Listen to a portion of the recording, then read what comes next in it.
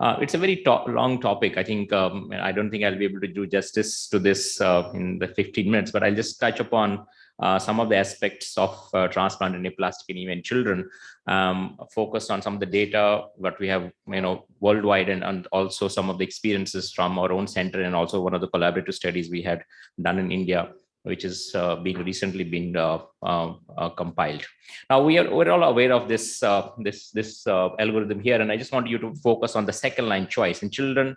Transplant, of course, is the first line of treatment, and the second choice of treatment would be immunosuppressive therapy. But also there's an option of a 10 by 10 mud upfront as a second choice if you lack a match something donor, and also want you to put attention to the third choice, which is a 9 by 10 mud if you do not have the first choices are not kind of working or are available.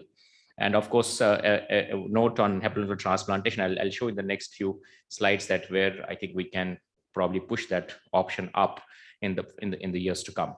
So first on the mass sibling transplant, as we know, it's the standard of care with survival ranges from 85 to 95% with various study groups. However, GVHD and graft rejection are a couple of concerns to be addressed in a transplant setting. And this is one of the largest data sets in children, where there was a comparison between the transplant and the immunosuppressive group. And what they showed is that although the OS was not different in the two groups, but you could see the failure-free survival was significantly higher in transplant group in the range of 87% versus 56% in the immunosuppressive group.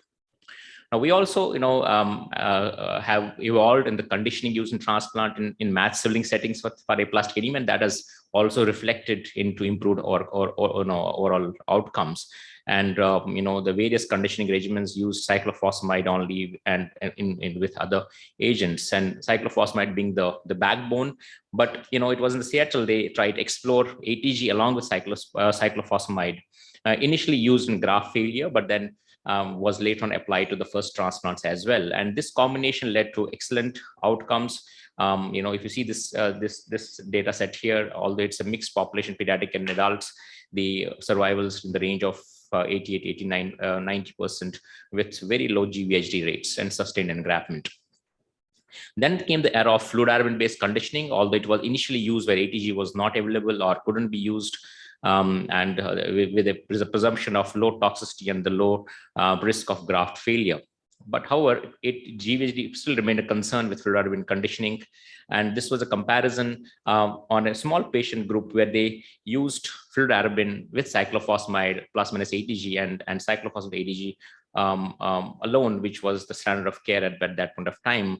However, it showed that the fludarabine group was definitely superior to the cyclophosphamide ATG group alone. So some food for thought there. And I think Dr. Biju had put together some experience here from Vellore, which was published a few years ago, where they compared the fludarabine group, although the fludarabine group was both ATG and with or without ATG, and that compared that with the cyclophosphamide and ATG group, and they also showed superior outcomes with fludarabine as compared to the cyclophosphamide group. So this is the same data set. If you see here that both in the context of the engraftment as well as rejection, as well as the graft versus host disease, the fludarabine plus ATG and cyclophosphamide group scored over the cyclophosphamide ATG group. So to conclude, it seems like the fludarabine with cyclophosphamide, and probably it's beneficial to add ATG, reduces the rejection and improves overall survival overall, as well as in Indian patients, and probably would be the standard of care if we speak today for the patient with match sibling transplant, and that's what we call as FCA regimen, and should be used wherever possible. Now, there's also a lot of interest in elotuzumab, which is predominant from the Europeans, and they have used this agent quite effectively, especially in transplant settings. And this is the famous King's FCC condition regimen, where they replaced ATG with elotuzumab and cyclosporin alone with no methotrexate, no irradiation, and the results have been really good. This was the initial experience where they showed both in match sibling settings as well as unrelated settings the outcomes more than 90% and this difference was in fact more seen in the younger patients who are less than 50 years of age. and with very, very low rates of graft versus host disease in this patient population group. And this is basically a larger cohort with the FCC regimen, which is basically comparison of elintuzumab and ATG, again from the British Society. And they compared the two groups, and they found that the elintuzumab group versus ATG group, the overall survival was 90% versus 79%. However, it was not significant, but you could see the trend of elintuzumab scoring over ATG in the cohort, this cohort of patients in their experience. So this is to summarize the MSD conditioning. We have, I think, the three conditioning regimens which are prevalent: cyclosporine, ATG, FCA, as well as the FCC regimen. And elintuzumab does have limitations in our country, both of cost and also profound immunosuppression, which it brings along with. So I think for our purposes, FCA seems to be a very reasonable option to offer for our patients. Now, what about mud transplants, unrelated donor transplants? If you see this is a Korean study, which was an initial study published a few years ago, where they tried to compare the frontline immunosuppression with frontline alternative donor or mud donor transplant. A small patient group, 19 versus 23 patients they studied, but they showed in this small patient population that if we offer an upfront mud, the outcomes in their experience was about 90% as compared to 30% with immunosuppression in children. So, mud seems to be a attractive option as frontline. However, especially in the conditions where you have a life-threatening infections at presentation in the children, if you have a potentially abnormal clone or a myelodysplastic syndrome features in the marrow, and of course recurrent infections. And if you are able to get a donor even within 3 months, you get preferably a bone marrow source in a mud setting. If the donor is preferably younger and not a multiparous female, I think in those situations, we should consider mud or IST in children as a first-line agent in absence of a matched sibling donor. So in mud transplants, the standard FCA regimen, which I just explained in the matched sibling donor, there has been a concern of increased rejections using a mud donor. So the addition of TBI has been studied in this study from the European consortium, and what they compared the two groups with 52 patients in FCA arm and 48 patients with FCA with 2-grade TBI arm, and they did show that there was a survival advantage with the TBI arm, and the acute GVHD rates were also quite reasonable in the TBI arm as compared to the non-TBI arm. So they also in that data set showed that if the transplant is done, this is we're talking about mud transplant, and if the transplant is done within the 2 years of diagnosis, outcomes are superior to if it's done more than 2 years. Children less than 13 years do better than children more than 13 years, and of course, the younger the patients are, the better would be the outcomes using the strategy which they had studied in that arm. Now, this is basically one of the very famous papers wherein it was a UK pediatric BMT working group who studied upfront transplant, and they compared upfront transplant with the matched sibling donors. Of course, this is using the elintuzumab instead of the ATG, and they showed upfront unrelated donor cohort had comparable outcomes as compared to the matched sibling donors, and comparable 87 to 90% was the outcome both in matched sibling as well in the mud donors, in comparison to IST controls, which are about 40%. So I think this was basically the backbone of the revised guidelines which came from Britain and the European consortium, using unrelated donor as a first-line treatment if you do not have a matched sibling donor for pediatric patients. Now, switching gears and coming to the haploident transplant in aplastic anemia, as we know, this is kind of fourth-line treatment, especially if you don't have a mud donor, you have failed immunosuppression, and you would offer them an haploident transplantation. Again, conditioning is a concern here because the rejection rates would be, quite significant in the initial experiences. So there are various conditioning regimens which have been tried. Some are PTCY based, with or without TBI. Then there's a Chinese approach of intense immunosuppression, which uses busulfan and cyclophosphamide rabbit ATG.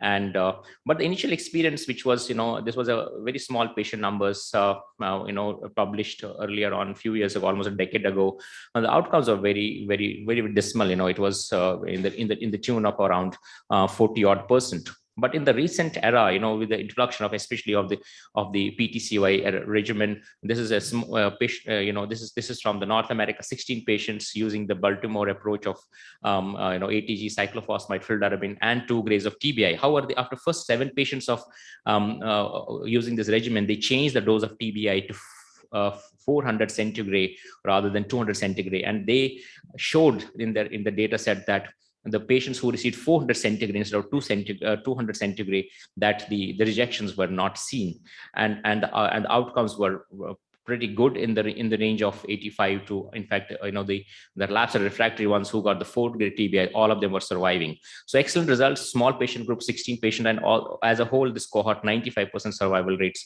and this is a haploid transplant, using this strategy of Cy/Flu, ATG, and TBI. Now, this is one of the experiences from our center. This is children. We had about 900 pediatric transplants, out of which the 58 with severe aplastic anemia and very severe aplastic anemia were included in the study. Median age of 113 months, age range from 40 to 204 months. Almost 60% of the patients in our cohort are match related donors, most of them match sibling donors, a very small number of mud donors, and about 35 to 36% of haploidentical donors. And notably, out of especially the haploidentical transplant group, they had received immunosuppression as a previous treatment, and this was a second-line treatment offered to them. About 1/3 got bone marrow. We tried to give bone marrow as much as possible as a donor source, but almost 2/3 still had PBSE grafts, because most of them of the haplotransplants, we were initially using PBSE as a graft source. And so FCA-based conditioning for all these transplants, except for the haplotransplants which receive 2 grams of TBI in addition as well. Standard CD34 cell doses, and this is the survival curve. You see the match-related and the match sibling donors and the mud donors, they're in the range of 75 to 80%, but the haplo donors in the range of 61-62%. And we have to remember these are all failed immunosuppressive transplants used second line as a salvage option. So most of the patients, especially the haplo PTCY group, died of GVHD, and the graft failure was also seen about 20-25% of the patients. So that was experience from our center. Now we all, some of us got together to see what are the experiences from other centers as well with regards to aplastic anemia, haploidentical transplantation. And this has been just been accepted in the TCT meetings as an oral abstract.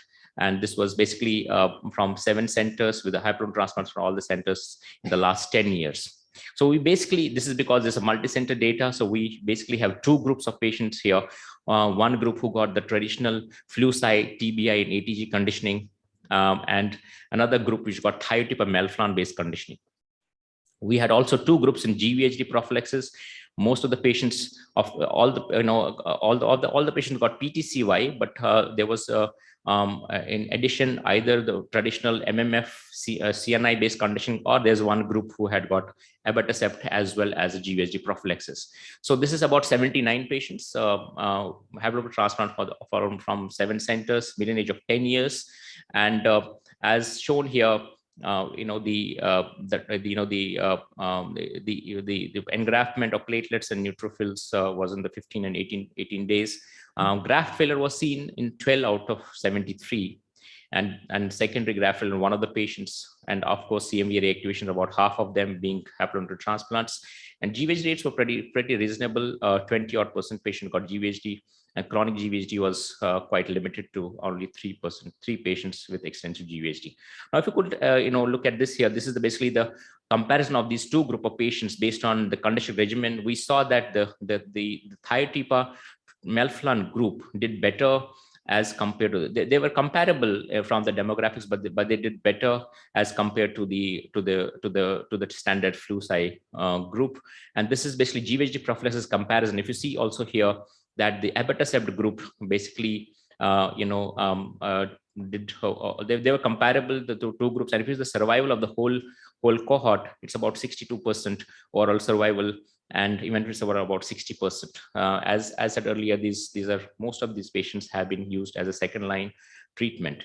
And But when we compare them on the basis of the conditioning they have received, the thiotropin melphalan group did better than the non-thiotropin melphalan group or the fludarabine cyclophosphamide group. The difference was quite significant, and same was for the event-free survival as well.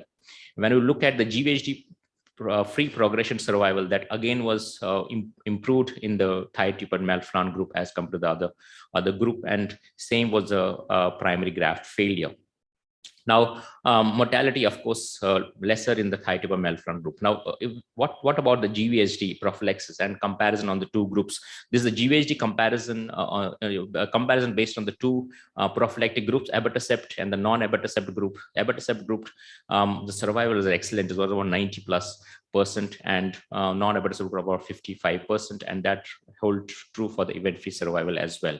GVHD-free survival also statistically significantly different between the two groups, and so was the primary graft failure as well as the non-relapse mortality. So this is the nutshell of the whole study. If you see here, based on the conditioning, the RIC plus thiotropin melphalan group did definitely better than the non-thiotropin group, and as well as the GVHD prophylaxis group, which was abatacept and sirolimus, that had a better outcome as compared to the non-abatacept group, which is the traditional MMF and cyclosporin or tacrolimus. So summary of this observation, which is the multicenter observation, that in a haploidentical transplant setting, this conventional RIC seems to be suboptimal. Addition of thiotropin melphalan probably leads to better overall survival, EFS and GVHD-free survival. And similarly, abatacept is stood out a very effective GVHD prophylaxis, which also led to better overall survival and GVHD-free survival in this patient group. So to conclude, matched sibling donor transplant in children is of course a first-line therapy with idiopathic aplastic anemia. A matched unrelated donor, if it is readily available, could be considered as a first line in absence of matched sibling donors, and that's based on the data which I showed you especially from the Europe and the British group. And haplotransplantation is an alternative option for sibloplastic anemia. Of course, those patients who lack a suitable identical donor and those who are refractory to immunosuppressive therapy. But I'm just putting a question mark here and some food for thought that we have been hearing from yesterday the suboptimal responses with immunosuppressive therapy for children, and we also showed in the haplotransplant group some of the excellent outcomes with the newer conditioning regimens as well as the better GVHD prophylaxis. Whether we can move this up, that's something which we need to ponder upon, and I think in the next few years, with more data coming up, that may something be there for the future. So thank you very much for your attention, and I can take any questions if you have. Thank you.